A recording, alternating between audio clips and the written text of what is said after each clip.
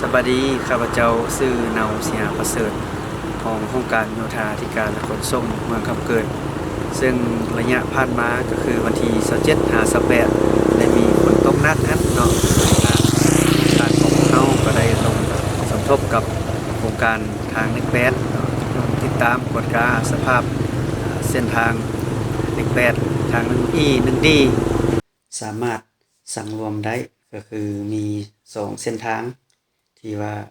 มีน้ำท่วมดินเจือนแล้วก็ต้นไม้ล้มทับทางเนาะสำหรับทางเลข8นี่มี9จุดที่ว่าน้ำท่วมหรือว่าน้ำไหลข้ามทางหั่นจุดที่1กิโลเมตรที่68+300เขตถ้ำผึ้ง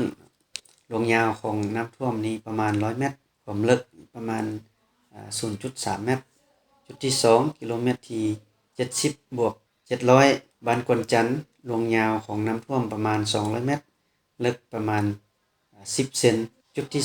3กิโลเมตรที่72+100เขต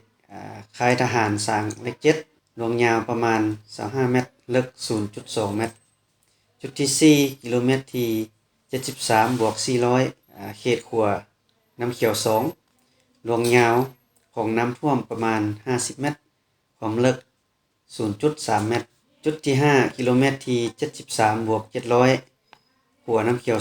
2ลงยาวของน้ำท่วมประมาณ30เมตรความลึก0.35 เมตรจุดที่6กิโลเมตรที่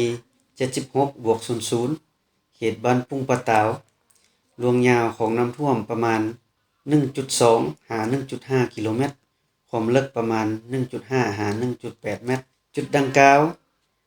มีรถเมล์45บนนั่ง2คันแล้วก็รถตู้15บนนั่งจำนวน1คันที่ว่า